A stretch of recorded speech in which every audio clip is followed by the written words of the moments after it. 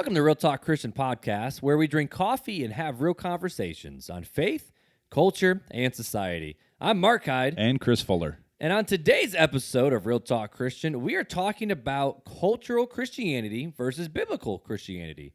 In other words, can you be a Christian but still live in, amongst, and alongside culture while still being a devoted follower of Jesus? Fuller, you ready? Let's go.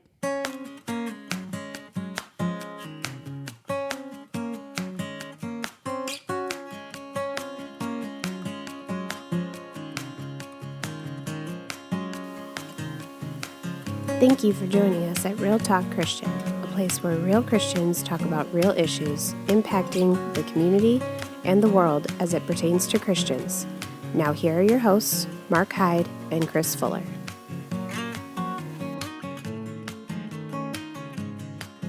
You know, Oh, you beat me again. I'm sorry. You know, I noticed that we say our name in the beginning of the podcast. Right. And then Janelle says it again, like in the intro. She's like, here's your host, Mark Hyde. I'm like, Just wait, in case you need to hear it again. it's a double time. Just in case you need to hear it again. But I was going to tell you a joke. All right, go for it, I'm going to tell buddy. you a knock-knock joke. All right, All right, you start it.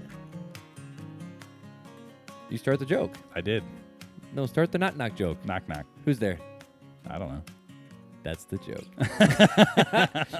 Welcome to Dad Jokes on Real Talk Christian. No, totally just kidding. Even though we talked about doing one of those dad joke-offs. We did. Like the don't laugh. The don't laugh dad like joke challenges. And okay, so confession, I stayed up way too late last night watching those. They're pretty funny, actually. They're hilarious. Yeah, they're pretty good. Like they're just corny as all Like get some of out. them are not so nice, So, yeah, but some of you them may are. want to watch them around your kids. Yeah, There's some church ones though. There's some really good ones. There's some funny but then there's church ones. some like I watched one with Samuel L. Jackson that was not so good. No offense to Samuel L. or his fans. Like The Rock and Kevin Hart doing it would be hilarious, Oh yeah, that would be a but good definitely one. not PG. Have you? Okay, never mind. I'm going to save that rabbit trail for another day. All right, let's continue on. Anyways, what coffee are we drinking tonight? Dude, okay, so at time of recording, it's almost 11 on a Saturday night, and I Yeah. still have to work before church tomorrow morning. I got to get stuff ready to go. So your boy's drinking Tim Hortons decaf again, dude. I'm drinking Out of my RTC cup. Out of my RTC Yeah, mug. our RTC My cup, Real which Talk Christian we mug. mentioned last week. Yep. They hopefully in the next 6 to 8 months will be available for. I was trying to slurp, that didn't go well. You trying to? It's you like, know, like the. I didn't have enough left. I drank it like, dude, I'm empty. Well, that's because we talked for like 45 minutes before I'm we hit the empty. record button. Yeah, are you drinking Peruvian coffee right now, or is that the Yes, Costa Rican? No, the Peruvian. So what do you think between the Peru and the Costa Rican blends? I think I like this one. The Peru's my favorite out of that box. Yeah, this is pretty good. In case people are wondering, Fuller's drinking fair trade coffee from Aldi's. Yay! Those are all of his cake cows, dude. That's all I drink is the fair trade stuff from there. If you get the Peruvian whole beans, Although that sounds good. here, And someone from Peru, I talked with a guy from Peru, and he said it's not the same, but it's actually not bad. So an actual local Peruvian who grew up there, who was here in South Bend, said, yeah, the Aldi's Peruvian coffee is actually not bad. well, I know in the next month or two we're going to be drinking RTC coffee. Yo, roast that stuff. Let's go. I almost said roast that crap, but don't roast crap. That smell bad. Don't. That's the cat poo coffee. The Minnesota mayor from last episode. No. Talk, be nice, and no poo poo No, talk. no poo-poo talk. That's what it is. No Poopy- poo-poo, poopy no talk. poopy talk Yeah. with your cat poop. Anywho, dude. Anyways, Let's jump in, man. Let's not waste any time. let's do it. So, since the beginning of time, I feel like I'm about to start laying before time. But since the beginning of time, honestly, let's just be honest, there's always been a culture war. Christians, or I would say this, not necessarily Christians, but God-fearers, God followers, Yahweh followers, Israelites, Believers, whatever you want to call it. So, God's chosen. yeah, we'll just say it, followers of God versus unbelievers. In our lifetime, and honestly, since the beginning of America, Christianity, or at least quote-unquote Christian values, because some people want to debate if America was a Christian nation or not at the founding, have been at play. No question asked. Absolutely no question asked. But in today's day and age, we are entering into what's being called not being called, I said be called twice, but it's being deemed a post-Christian world. And What does that mean, Mark? Okay, so what's a post-Christian world? well, it's after Christian. So here's the easiest way to explain it. So this has already happened all over Europe. Europe is a 100% post-Christian Where nation. the churches are museums now, basically. Or anything now. Yeah. They're restaurants, whatever. And then Canada is actually also now officially listed as a post-Christian nation. In America, we are the Gen Zs are considered the first post-Christian generation. Canada, they're all post-Christian. Europe has been years. So basically what a post-Christian nation is the fact of, at least for America, Gen Z is the first generation where their parents did not grow up in church, us millennials. Or not even us millennials, but the generation, us millennials and the generation right above us, is the fact of these kids, Gen Zs, have no church background. They were not taught in the Christian faith. If you talk to them about God, they don't know who you're talking about. If you talk to them about Jesus, they're like, they might not even know who Jesus is.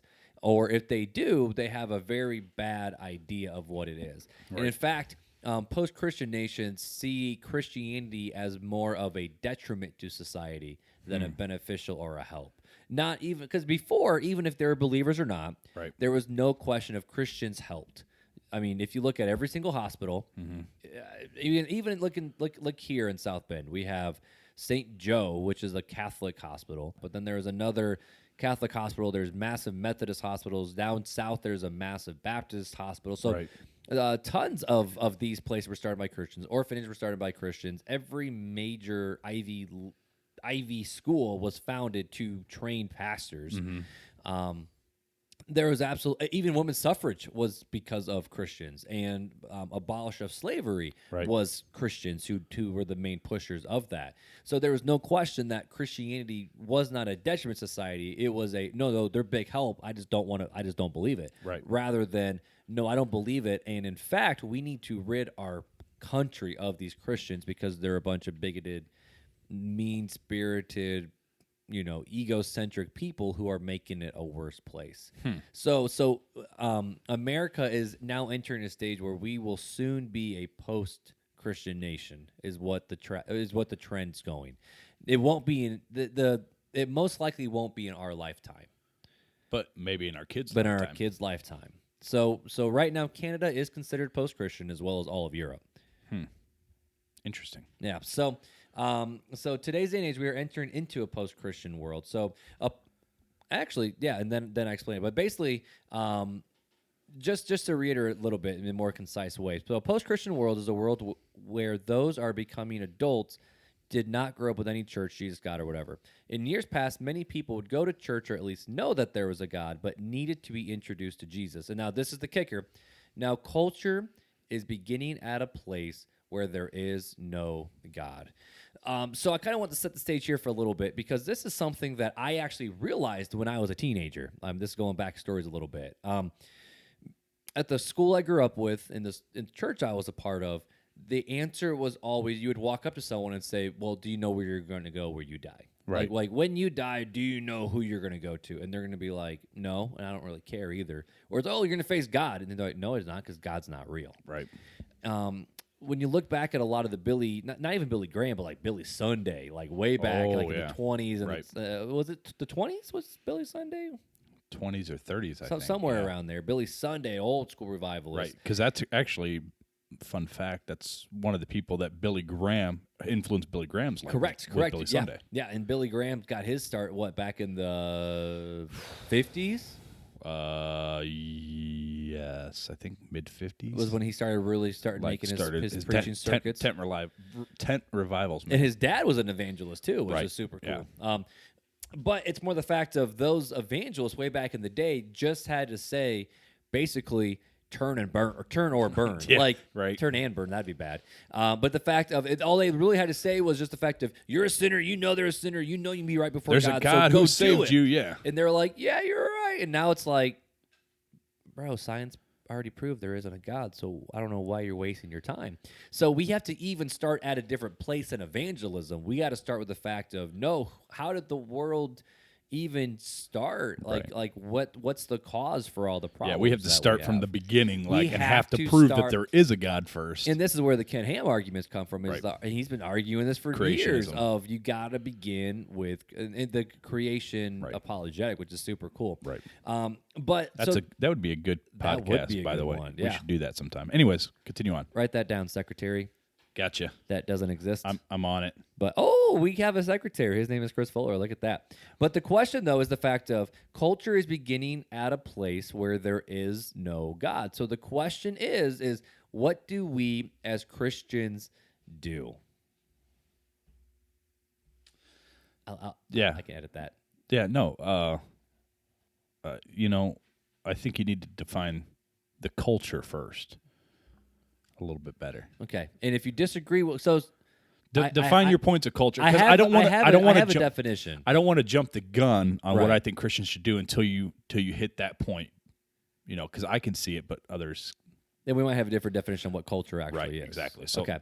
define culture for us first. Okay. So this is not my quote. This is a quote from another guy, and he said that, and it was a blog post and no name, and this was pretty cool. So the quote is, "We use the term culture to refer to the common ideas, feelings, and values that guide community and personal behavior, that organize and regulate what the group thinks, feels, and does about a higher being, the world, and humanity in general." So it refers to the common ideas, feelings, and values that basically dictate what we do about all areas of life. Okay. Physical world, spiritual world. What do you think? Do you think that's a good enough one to bounce off of? I'm mulling it over. The gears are turning. I kind of give people your two opinions of the two camps that are out there right now. So going off that definition of culture refers to common ideas, feelings, and values. What should Christians do? And this is more of my thought. I mean, I was reading so many blog posts, dude. There's, here's 5-1, here's 8, here's 20. Well, not really 20, but here's 2, here's 1. Right. And so this was kind of more of a, okay, Mark, what do I see in culture? And for Christians. And so I kind of see two camps right now. Okay. The one camp is Christianity is against culture and the fact of it's bad, it's awful, no matter what happens, we can't do it. And the fact of we have to fight that culture. That's almost like the Amish community. Yeah, exactly. So the fact of, or I would even say bubble Christianity, like you're really, really conservative, normally results in Baptist people, or even Pentecostal. You totally reject all culture. You reject all of culture, so you create your own culture inside of yourself to keep the bad out and keep the good in. Right. It's that whole. It's going to sound bad, but it's almost cultish. Okay. I don't want to use that word, but that's the picture that I have in my mind. Yeah, I guess when I read it and hear you talking about it, it's the Amish community of no outsiders. Correct. No, and if you want to be with us, you first have to conform to. You got to conform to what we do and what we believe and what we say in order to be entered into the community, because we want to keep the bad out. Right. So that's the one side of the equation, and then the other one is where Christianity mirrors the culture. So in other words, culture is amoral. It's culture's not right or wrong. It just is. So anything short of sin, let's embrace it. Okay. So rather than reject it, let's just jump full speed into it because culture's culture. So morals are it's amoral. So it's culture isn't bad or good. That's what you're saying. That's that other side of the equation. Okay. So what camp do you fall in, Mark?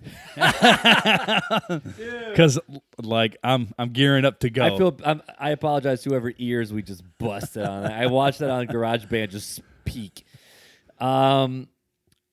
Honestly, I mean, I don't think there's any question that I fall more on the Christianity mirrors culture side. So we'll say option 1, option 2. You're more option 2. Put it this way, I intentionally chose what I wore on stage Christmas Sunday very intentionally.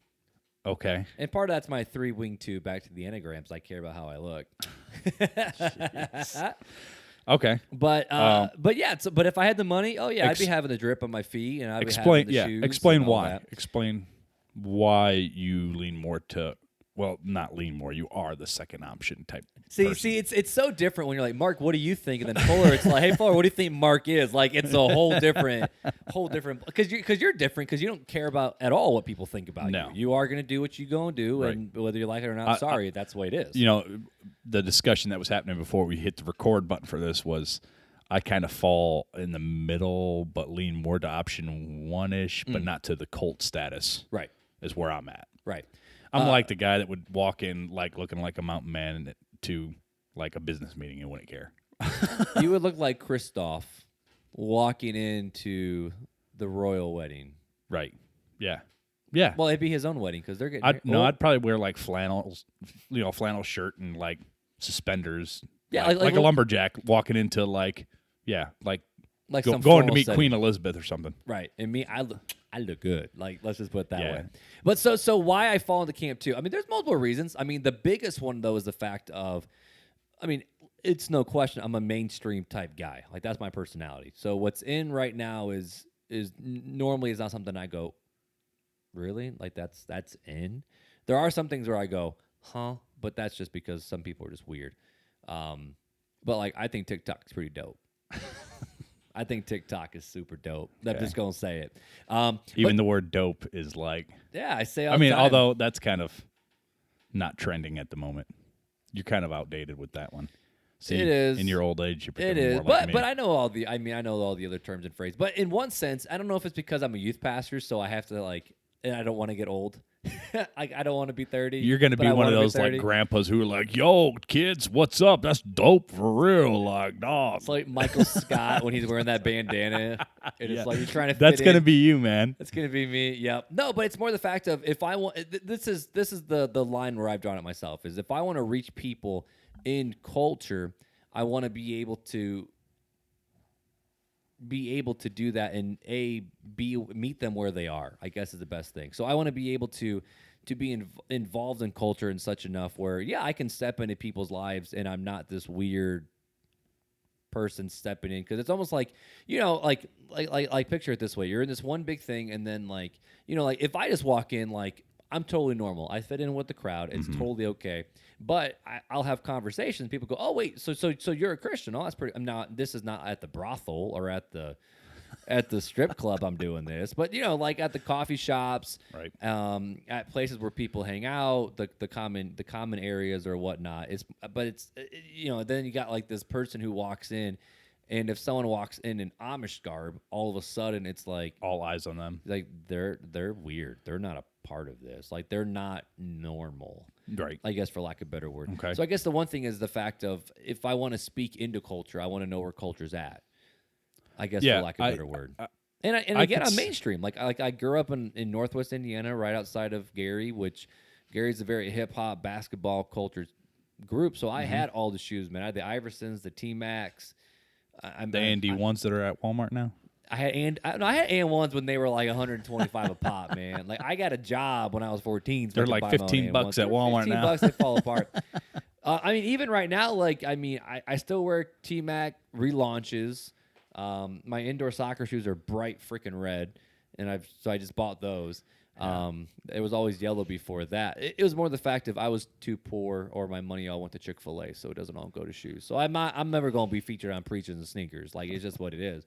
But at the same time, though, I want to fit in with culture. I want to be able to step into the culture to be able to speak into culture because I'm there. Okay. If that makes sense. I see where you're coming from. I do. I get you. There's a but. I have an issue with saying that culture isn't bad, so let's embrace it. I have an issue. No. I didn't say if culture isn't bad. I say as long as I don't sin. Well, yeah. Like Craig Rochelle with Life Church says, we will do anything short of sin to tell people about Jesus. Yeah. I feel where you're at with that. I get you. I don't know if I see it that way. Like I said, I'm more I lean more to option 1. Why? I'm like middle, but a little bit more option 1. Like what do you mean? I believe being culturally minded now, the culture of the day is very self-centered. It's what do I look like? What do I smell like? How do I dress? What are my shoes? What shoes am I wearing? What purse am I carrying? Even the brand, like Hydro Flask, you got to have the real brand. To me, Visco girl. I've got several issues with that. One, it's focusing more on me, and 2, for me, I'm not. This is all my opinion and why I live my life the way I do.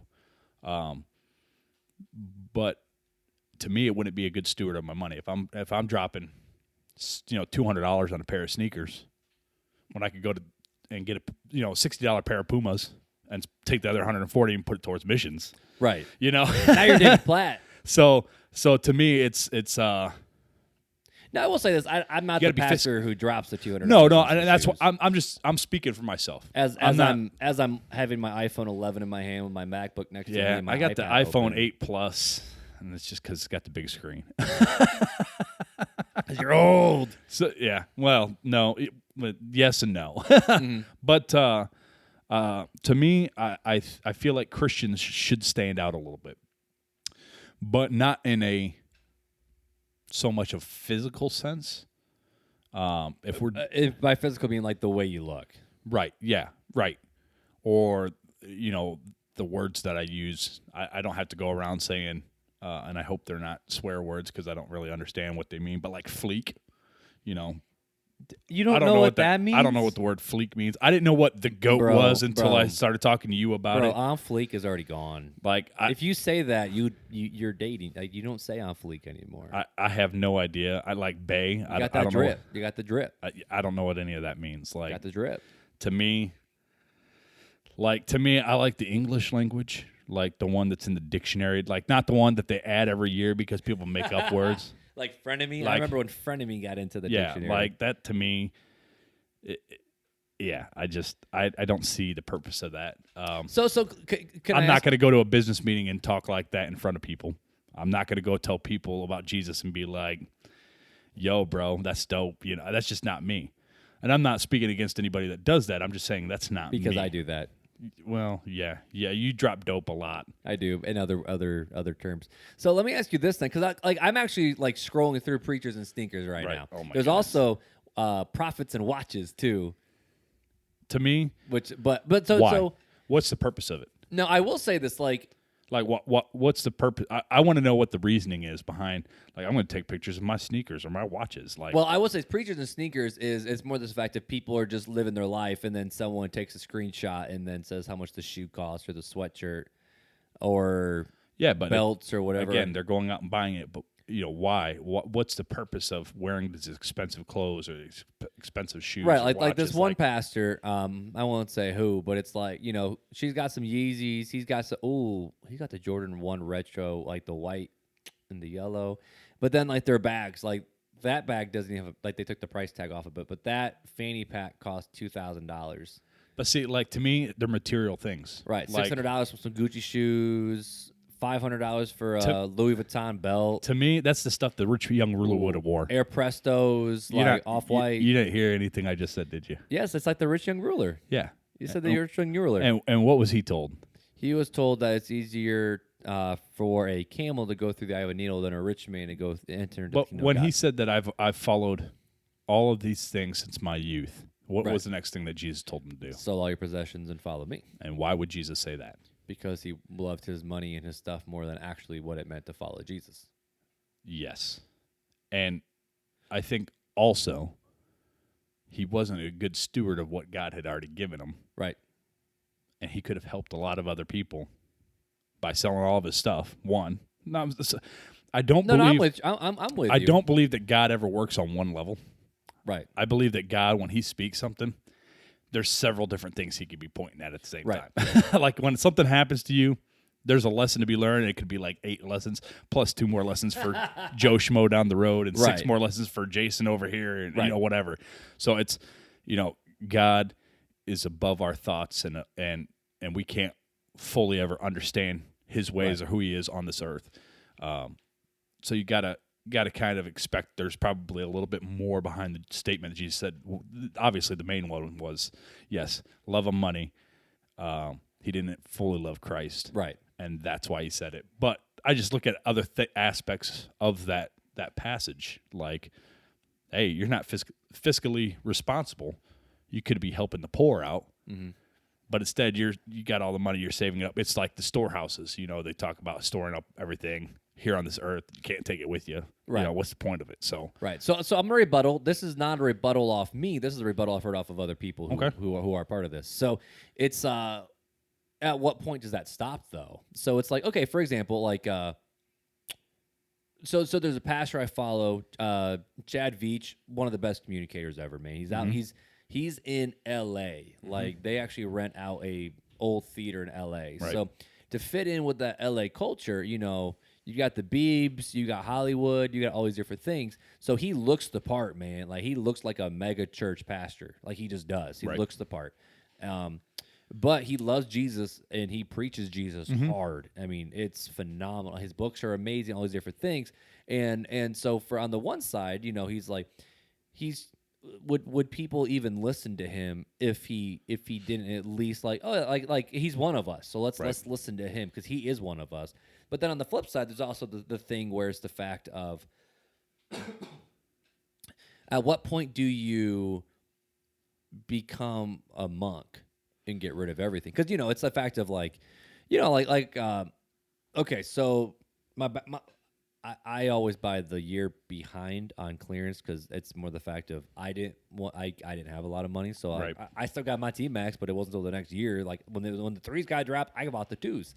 That's how I buy my cell phones. Right, like a year or two after the new ones drop, then I can get the old one. Usually I do, but I got connections, so that was nice. And that's the other thing too. I got connections. Like I have the iPhone 11 because I have connections. So there's the other side, the flip side, where it's like, okay, at what point do you tell a person, oh well, why'd you buy the 120 J's when you could have bought the $80 ones from last year? Well, why are you wearing $80 J's when you could have gone to Walmart and buy $20? Well, why are you wearing that when you could have bought some 99-cent flip-flops at Old Navy? Why are you even wearing shoes? Right. Like, you know what I mean? No, I hear what you're saying. So at what point is it a heart? I mean, it all goes back to the heart. It all goes back to a heart issue. And the rich young ruler, I don't think was as much about his money as it was his love of money and the heart condition behind it. That's what I'm getting ready to go exactly back to that point. And I will say Rick Warren is a great example because he lives off the reverse tithing principle. He looks like a Joe Schmo. He lives off of 10% and tithes 90%. So, but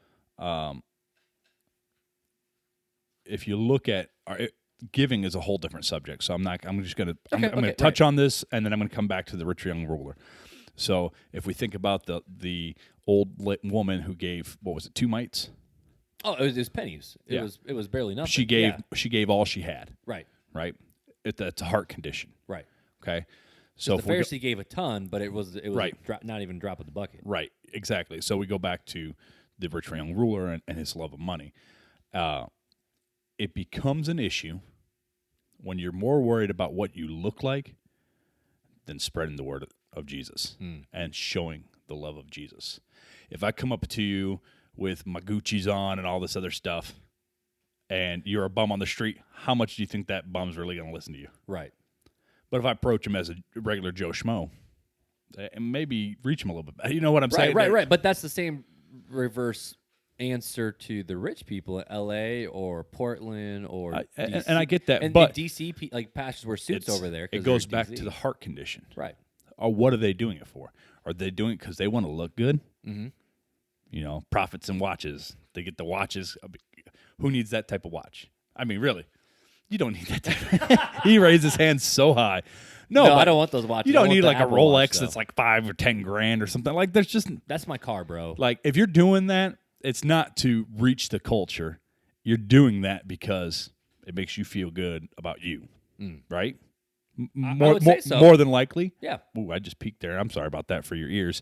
But, I would say it all comes back to the heart. Yes, you and I both agree, you become a Roman to win a Roman. Right. To a point. You go with the intention. You become the Roman to a point with the intention of sharing the gospel, not to bring glory to yourself or not to make yourself feel good about you. Okay. Like that's where I'm. So before we go on, I at least want to read that verse so we can get that passage in context. For it, 1 Corinthians 9:19-23 says this: "For though I am free from all men, I have made myself a servant to all, that I might win the more. And to the Jew I became a Jew, that I might win Jews. To those who are under the law, as under the law, so that I might win those who are under the law." And he was mainly referring to, in my opinion, circumcision with that one, which... Or the old laws. Or the old laws, yeah. To those who are without the law, as without the law, and in parentheses, not being without law towards God, but under law towards Christ, right. That I might win those who are without the law. To the weak I became as weak, and to win those who are weak. I become all things to all men, that I might by all means save some. Now this I do for the gospel's sake, that I may be partaker of it with you. So this is a verse that a lot of people use, where it's like, hey, if you want to reach the culture that you're trying to infiltrate, go look like the culture and to a point. That point. And so, like for example, like hopefully no one will be mad at me about this, but it's like, for example, I mean, you got tattoos already. Yours are personal though. Right. Like your tattoos are for you. Yep. And you got Janelle's name on one. Yeah, I got Janelle's name. I've got my favorite... You have the kids? No, I don't have the kids. I have my favorite baseball team, and then my... it's a Celtic Indian tattoo that I had a friend of mine draw up for my heritage of Irish and... Right. And see, those are for you though. So like the tattoo that I want it's for me. It's the Cairo, which is the first two letters of Jesus' name in Greek, and it's the X with the P above it. Right. It's a really cool shot. But I want it to be there, but also have Alpha and Omega, and then a victor's wreath saying like he's like Jesus Christ is the Alpha, the Omega, the Lord, ruler, victor of all. Right. And I want that as a reminder to me on my forum. Remember, who do I follow? But I have had so many gospel conversations. And me just walking up to someone, hey, well, what's the story behind your tattoo, man? And it's like, okay, so if I'm doing that just to get to know people's story, and we've had people come to our church because of that. Right. I'm like, how much more could I have a gospel opportunity? Someone says, hey, Mark, so what's that on your forearm? Well, buckle up, because let me tell you why. You about to beat Jesus. Yeah. And I've had other people argue where it's like, oh, well, how much influence are you going to lose as a pastor with having a tattoo on your forearm? And that's why I don't have one yet. But then I asked the question of how many opportunities am I losing because I don't? There's a fine line. Well, you have to be careful with all things, okay? Because there's a point where you can become too willy-nilly and a point where you can become too legalistic with things. Remember, I'm a true millennial. What's willy-nilly? Willy-nilly means like it's kind of like what we were talking about before we recorded of I'm free to do whatever I want. Oh, yeah. Willy-nilly. Yep. And then there's... For the record, I do know what willy-nilly means, but I don't think you did. Okay, Boomer. Hey, okay, Boomer. Thank you, thank you. Is there? Can you call me something even older? I'm okay with that. I don't want to be a millennial, but anyways, going back to it. But so all willy-nilly. Yep. With the object lesson of tattoos. Okay, I did not get my tattoos for the reason you're talking about. I got my tattoos for a selfish reason because I like them and they meant something to me here on this earth.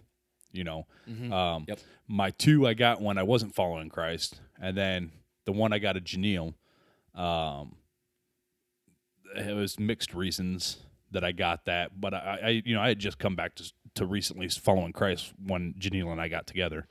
And for me, it was like the best way I could know to show my loyalty to Janelle, to kind of remove all doubt. Like, hey, I just tattooed your name on my body; it's there forever. How did she take that? She was unsure about it, but she went with me when I got it done. Really? But to me, I mean, my tattoo says Janelle forever, my love. Like, to me, it was a statement. We were only dating at the time, but it was like, I know I'm supposed to marry you. Like, this is how committed I am to you.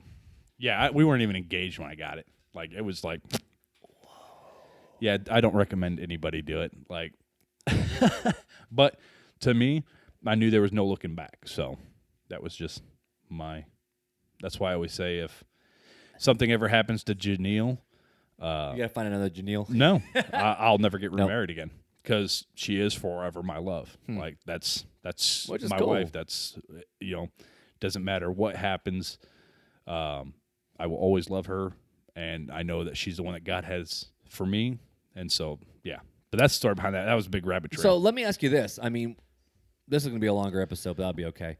But I get what you're saying with the tattoos. Right. Is what I'm alluding to here. Is that I get that it's a good icebreaker. And this is even I thought was interesting too. So I was reading a blog post about how the Apostle Paul used culture in his preaching. Like we know the obvious one is in Acts 17 where he said, "Hey, even your own poets say this."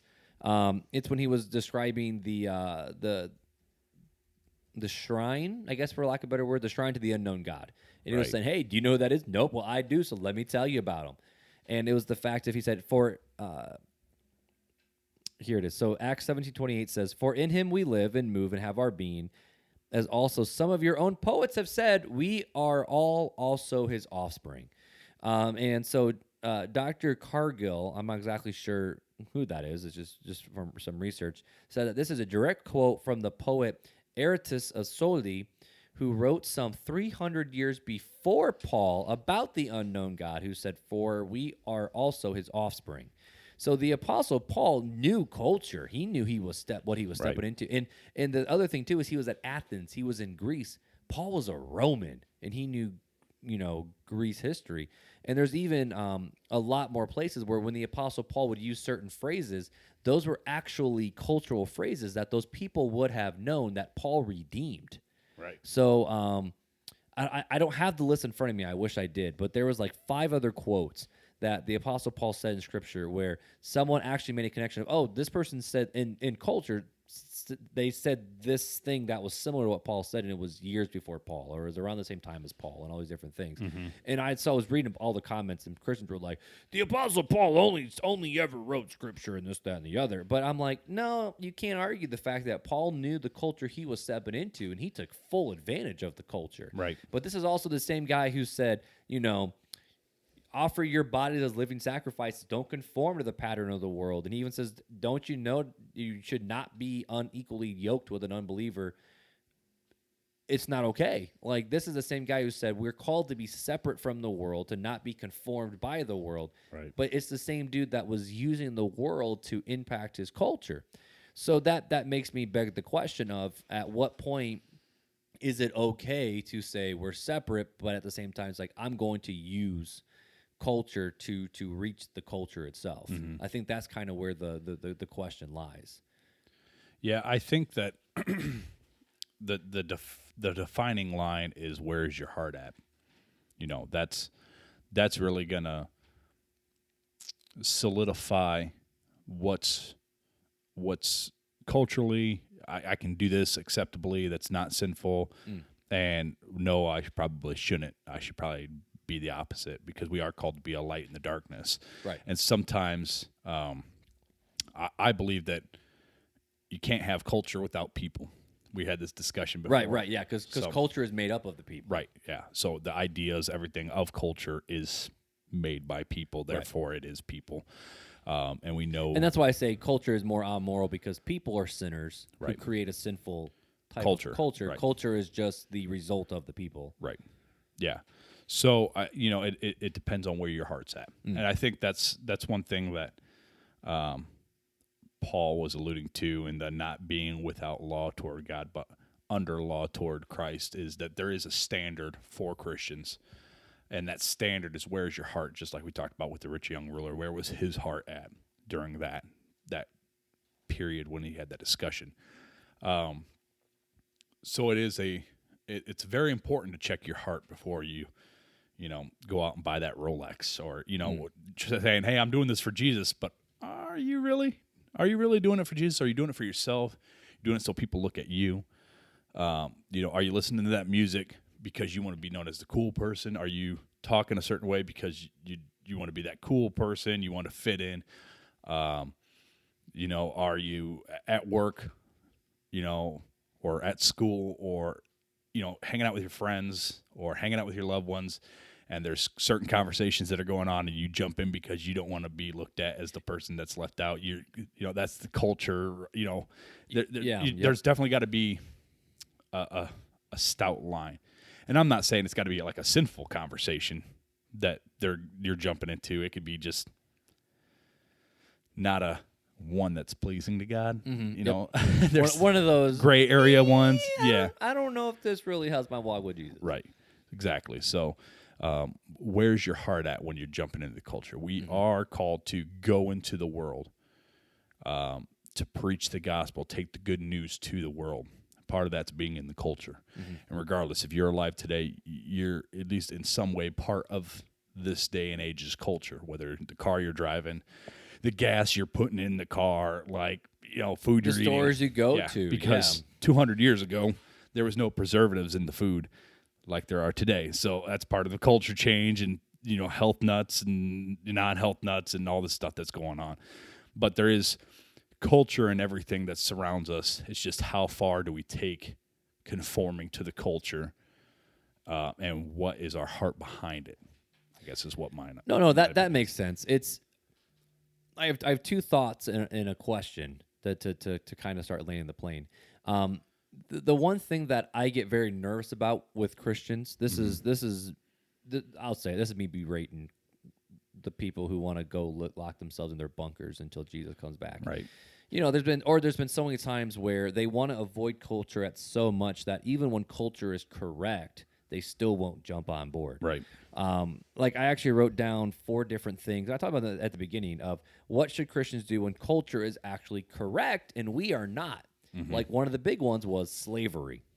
The denomination that we're a part of split because the Southern Baptists wanted to keep their slaves, and biblically they believe owning slaves was okay because the Bible talked about it. Right. And they didn't say get rid of your slaves. They didn't say own slaves. It says since you slaves do this in such a way. It said treat your slaves respectively, and the slaves obey your masters, and that's what it talked about scripturally. Right. And so they actually did that with the fact of, okay, so the Bible, so we should have it. When it's like, no, you should not be owning a man. Like, are you freaking kidding me? And so the main people who actually led the even human rights in that slavery stuff were Christians. I mean, Martin Luther King Jr. Right. Oh my goodness, come on, Mark. What's his name? Another African American pastor. Frederick Douglass? Yes. So he was another Christian. Yes. The guy from England, who the whole movie Amazing, was it Amazing Grace? Was that the movie? Oh yeah. I forget his name, but yeah, he was also a Christian. Yeah. And so all these different people were believers, and they said, no, we all, even the Constitution, with the fact of all men are created equal, has a Christian value to it. Or a deist value at least. So it's the fact of culture was saying slavery is not right. So there were actually, I was reading about this, Southern Baptist pastors who preached from their pulpits and they got kicked out. So they would cross the river and they were the first stop in the Underground Railroad because they said, you know what, this is wrong and we're going to stand up against it. Right. Same with women's suffrage. In fact, feminism is built on the backs of Christianity. I'll be bold enough to say that. Because before Christianity, if you look at the ancient Rome and ancient cultures and all the different things, women were no more than property. And the Apostle Paul said, no, women, you are also just as valued. You are equal as man in God's eyes, not in. But culture took it too far. Right. Well, that's where feminism comes from. Right. But it's the fact of Christianity, and this is why so many women flock to Christianity, because they're like, wow, there's a God out there who loves me. I'm not just a piece of meat and trash. Because before, wives were just meant to have babies. They weren't meant to, actually. They weren't even allowed to discuss in business affairs, stuff like that back in the times of Christ. No, not at all. Yeah. Not at all. And in fact, when you read the early churches' writings about how many people were involved in worship services, they actually wrote down the number of widows. And that was unstinking heard of back in the day. Right. And so Christians with women's suffrage, with women voting, Christians were on the backs of those of giving women a voice and education, all these different things. And so feminism, I will be bold enough to say, is built on the backs of Christianity. Same with... To a point. Well, I'd say... Feminism takes it too far. Oh, it takes it way too far. I won't say feminism. I would say... I don't want to say built on equality. Women's Right. equality is Correct. built on the backs of Christianity. I'm just saying but feminism is like anti-guy, anti-God. Oh, exactly. So you have to define But I'm those saying and feminism separate would those. never have existed without Christians in terms of the platform it is now. Yes, But to a point. Yeah. to a point. Yeah, I got you. But also, even like sex slavery, like rescuing right. people, that's a Christian move. Medicine overseas, like the main people who are in the work camp or in the immigration refugee camps are actually Southern Baptists. Right. Just helping people out, saying like we could be here for Jesus, and even modern day hospitals. So let me. You've hit some really good points here, but I guess I'm misunderstanding your question. Oh, that was my thought. It's just the fact of what should Christians do when the culture is actually correct, but we are not. Well, you just named things that really Christians have started. Right. So the fact of we are in today's culture, what happens if we see culture and it's like it goes against what we're comfortable with, but could be correct? And I don't have anything in mind. I'm just saying in general. Like, do we then align ourselves with culture since the fact of no, like we're supposed to be not in the world, but not of it. So we're back here hiding in our little bubble. Yeah, I get what you're saying. Yeah, should we stay back at the compound? Right. You know, I got what you're saying, and I would, my response would be no with a slight yes. Okay. Just it goes back to what I was saying earlier. It's all about the heart, right? You know, if the culture is saying it's really cool to go jump off a bridge, am I going to do it? No, it's kind of stupid. If the culture is saying, hey, drink more coffee, well, I mean, bigger issues. I might do it for Jesus. like even like one right now, and we won't go into it, but like a big issue is global warming with millennials. Like that's the biggest issue right now. So should we as Christians start thinking, oh, maybe I should take better care of our earth that God has given us, or we're going to hell in a handbasket anyway, so let's just use it till we're dead. Use it and abuse it. Right. You know? Yeah, to me, to answer this question and sum it up real quick. So yeah. So because I want to hit on that real fast. We're called to have dominion over the earth. Right. We're responsible. Right. Therefore, being irresponsible is not what we're called to have done from the beginning. Right. From what Adam was called and his sons and so on and so forth all the way down to us. So I think we do need to be responsible to a point. I think the global warming and some of the stuff, they take it too far again. It's just like we talked about with feminism, you know. Yes and no. You know, yes, we should take care of it, but it can be taken too far. Mm-hmm. So that's my thought on that. Yeah, no, just a thought. But no, yeah. So it all to me it all ties back to what is the heart behind the culture. You know, I know from a culture standpoint, from the people that really make up and say the cool things, you know, People Magazine and Time Magazine, and you know, this is the trending, and that's what people are following. That's where the culture gets stirred up from the elite class is what I'm going to call it. You know, your actors, your songwriters, stuff like that. You know, those are the people that set the trends, set the culture. Their trend and their culture, more than likely, is not going to be founded on, hey, God told me, or I feel like this is pleasing to God to do this. More than likely, it's not that. That's not their heart behind it. Now, so you need to decide what your heart, as a Christian, as a believer, is behind it. How far can you go to conforming with the culture before it's no longer about Christ, it's about you and what makes you feel good, or what makes it you be accepted in certain situations, certain crowds.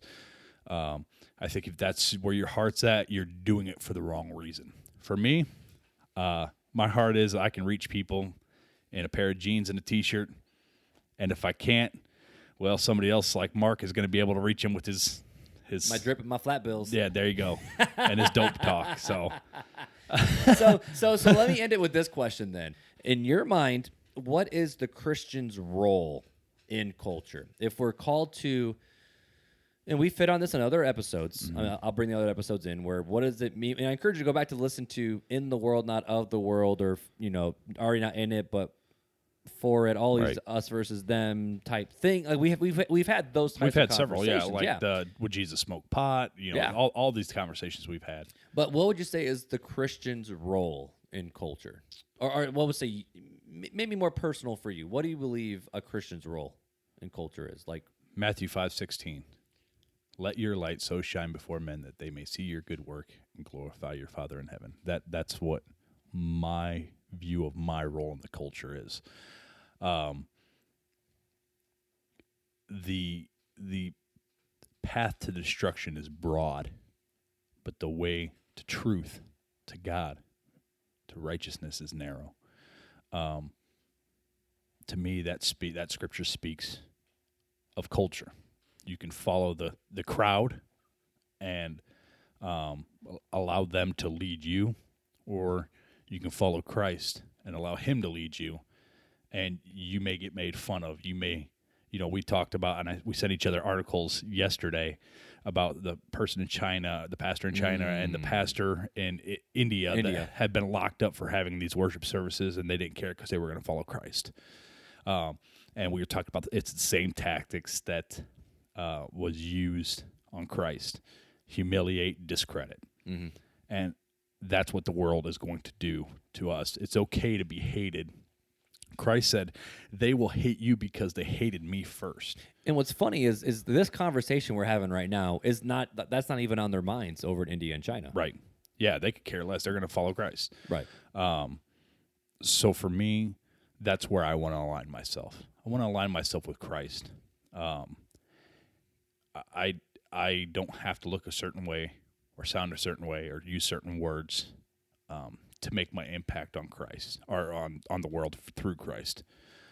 So let me follow through with that then. So if your purpose is to be a light, what's the goal of you being here on earth? Is it just the illustration of, you're on your boat going to heaven, so your only job on earth is to rip souls from the other way and get them on your boat? Or is it let's go build wells for everybody? The only job I have on this earth is to glorify my Father which is in heaven, so much so that the others can see the love of Christ in me and want that. What does that mean practically, though? Practically, it means that I show love and compassion and help people. And like tangible helping? Yeah. Like, okay, you're driving through a neighborhood and the door is falling down. Stop. Say, hey, can I help you? I feel like you might need some help. Would you allow me to help you? Strike up a conversation. Hey, I fixed that door. You want to go grab some lunch with me? I'd love to have a conversation with you. And really showing Christ's love. Doesn't have to be so much a mission, like I have to save one soul, because it's not you that's going to save anybody. Mm-hmm. And most of the time, I found throughout my life, Christ has had me plant seeds, and I don't know if those seeds ever came up and produced fruit or not. Mm-hmm. But I'm called to plant the seed of Christ in their heart, and so that's what I'm going to do. I'm going to spread the gospel, and I'm not only going to spread it, but I want to be known as a Christian who loves, who loves and helps. That's for me. That's what's tangible for me. No, that's cool. So, what's your thoughts on it? I'm still working through it. I'll be honest. It's something I've been chewing on for probably. Actually, it's been almost a year, dude. Since last February, this is the question that I've been chewing on. And so there's a book that's written by Gabe Lyons that's kind of been shaping my thinking. It's called The Next Christians. If you've, I'll put this in the show notes too. But there's a book called UnChristian, which is where a lot of the thought process of our world really, like America really is becoming a post-Christian nation. That took the world by storm in like 2008, 2007, somewhere in there. Oh, so when you were just a baby. Yeah, I was in high school when this happened, bro. I was in high school. Maybe in 2009. I don't know. But it was a doom and gloom book. Mm-hmm. But The Next Christian was his, here's what we can do in this world that's post-Christian. Right. And where he kind of fell, and I really like this idea, is he said that, yes, our purpose here on earth is to, not purpose, he says, what's the Great Commission? is to tell people about Jesus. Go out, make disciples, baptize them in the name of the Father, teach them what Jesus commanded. He goes, you cannot get rid of that. And a lot of Christians want to just build benches and build wells and clean up cities. And, oh, Jesus loves you, but that's it. There's nothing about the fact of, no, this world is broken and you will be forever separated from God if you don't follow Jesus. They don't want to have that conversation. That's part of loving, though. Correct, right. It's almost this. But it's like, I love you so much, I'm not going to tell you that there's something wrong with you, but is that really loving either? It's like, if your fly's down and you're about to walk up on stage, is that really loving to me to not tell you your fly's down, bro? To me, is it really love, or does it just make that person feel good that they did something nice for somebody? Exactly. So he goes, you can't just have one or the other. But so what his idea is we're called to we're called to go out and make disciples. Right.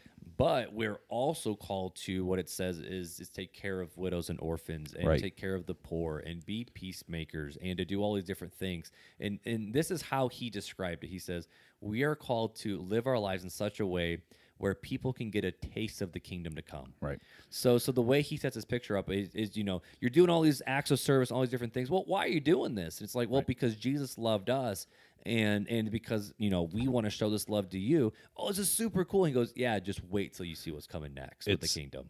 That lines up with what Paul says of, show me your faith without works, and I'll show you my faith by my works. That was James. Was that James? That was James. My bad. Misquoted that one. But exactly, thank you. But yeah, exactly what it is. That's what it is. He goes, you can just say, oh, I love Jesus, but it's like, if you're not actually doing something with it, then what on earth are you doing? Right. Like, you can't say I love Jesus without actually going and do those things. things. I'm gonna throw my boomer word out here, even though I'm not a boomer. The proof is in the pudding. I know that one. Do you know that one? I know that one. There you go. I don't know what it means, but I know. The proof's in the pudding. So but you get what it says. I know exactly what it is. Yeah. Right. It's put your money where your mouth is. Right. That's what I tell my teens. You say you're a Christian, I'll agree with that statement when I see it. Be a Christian that's known by your love. Exactly. By your love for others. So let's end it there. 1 Corinthians 13. We've talked about love a lot. Right. You've talked about love a lot. I love love. You love love.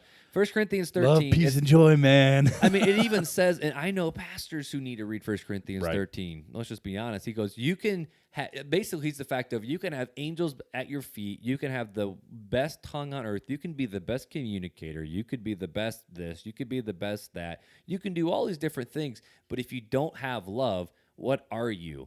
You are not just annoying. You're a clanging gong.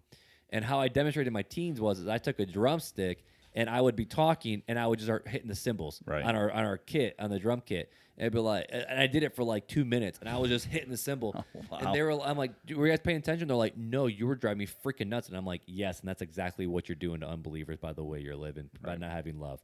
Drop mic, I'm out. But that's what it is. Yeah, and so if we don't have love, what are we doing? Well, what do we have? What do we have? And the answer is nothing. Yep. If we don't have love. And even 1 Corinthians says all these things will go away, but love will remain. Right. But if you really love someone, you'll open your mouth and tell them the hope that they have. The hope that they could have in Jesus. But not just tell them, show them. Show them. Show them. I will show you my faith by my works, is what James said. Right. And that's not, you can't earn your way into heaven. That's there's several sects of religion out there. Sects, S-E-C-T. Was that on the podcast that I said different? No, that was. I don't know. But I was teaching. But there's, Jehovah Witnesses. I think of they come around, knock on your door. Yep. They have to do that because they have to earn their way into heaven. Right. That's not what that scripture's talking about. Or all the other ones where you have to have enough good outweigh the bad, or enough karma. That's not or if you don't do enough, like Catholics believe, you got to go do time in purgatory and stuff like that. Right. That's penance and all those things. Yeah. That's not what that scripture means. It's not what that scripture means at all.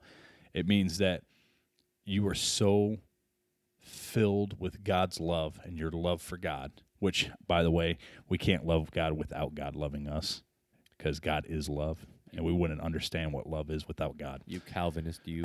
But so the overflow of God's love through us shows people the love of God, and we do that by, yes, sometimes actions, by helping, by taking care of the orphans, the widows.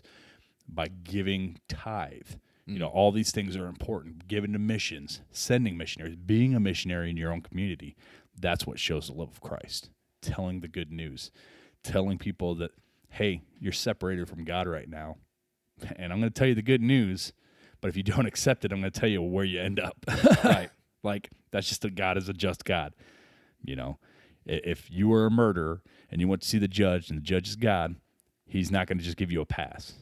You know, but thankfully, you got a good lawyer, and his name is Jesus Christ, and he's going to be like, I'll take his punishment, which is unheard of. Well, he said I already did take his punishment. Right, yeah. Right. So that's my final thoughts on that. No, I like that. And mine is just one sentence. My final thought is one sentence. In order to invade those spaces with the gospel, you got to be in those spaces. I hear you. That's where I'm at. I feel that. I agree with you on that. You can't be in a compound. Right. You got to be out there. You got to be out. Which, honestly, as a pastor is a struggle. And that's why I'm at Starbucks every single Thursday. Right. I'm trying to rub shoulders with people. So if you ever want to see Mark, south side of South Bend, Thursday, Starbucks on Ireland Road. Between 9 and 1. There you go. You can go meet Mark. You can get a signed picture probably. And I will say this. If you come see me, I will buy you a drink. There you go. A coffee. A coffee. Or a frou-frou drink, because I know you like frou-frou drinks. I do. You like frou-frous. I had like 2 of them last time we got together. Yeah, you did. It's okay. I went to Starbucks twice today, so I can't say nothing. No, I didn't. So it's okay. But so, you know, we kind of ended with this at every podcast, not the fun facts. We'll get to that in a second. But we always say, if you want to give us a comment about what we've been talking about, please do. And nobody does.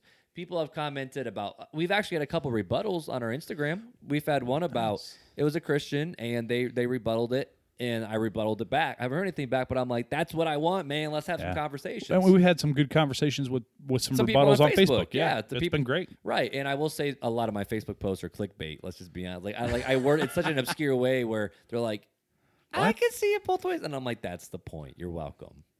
You're such a marketing guy. Marketing Joel's brain.